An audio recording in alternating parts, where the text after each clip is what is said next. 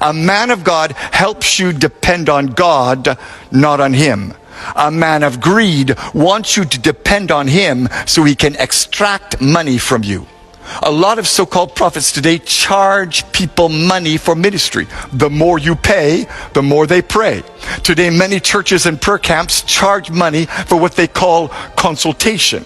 If you give $50, you get a prayer. If you give $100, they will lay hands on you and anoint you. If you give $500, they'll fast for you. And if you give $1,000, they will prophesy and see a vision for you. Nonsense! Anybody who charges you for prayer or ministry is in error. Mark my words. A day of judgment is coming on the false prophets and the fake pastors in this land. They tell you, buy this anointing oil, buy this holy water, buy this prayer cloth. Do not be deceived. Jesus never sold any miracle, and neither did the apostles. We have to get back to the place today where we depend on Jesus and Jesus only. The cult of celebrity pastors must end.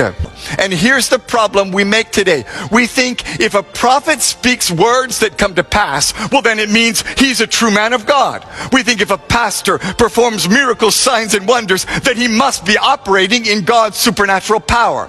But the fact is, you can speak prophetic words that come to pass and still be a false prophet. You can perform miracles, signs, and wonders and still not operate in God's power. Because this is so important, let me emphasize it and say it again. Deception is not just wrong words, it's also a wrong lifestyle.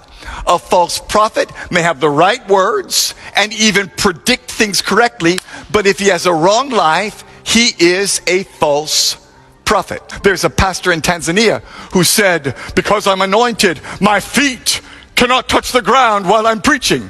He stood on top of his members while he preached. What is that? Nonsense. The pride in pastors today is making God angry. Pastors tell their members, bow down, kneel down, touch my feet. Stop it.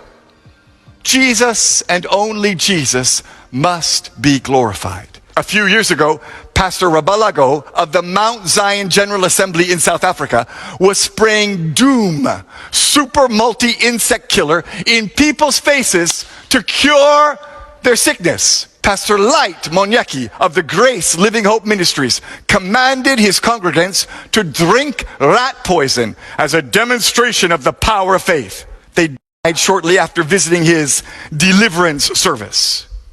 Ask yourself, where is that in the Bible? There's a great wave of error running through churches today. It's destroying pastors and ruining churches. It's causing men to backslide and making the gospel lose power. It's making a mockery of the truth and making men lose their faith. It's causing good Christians to turn from the truth and fall into sin.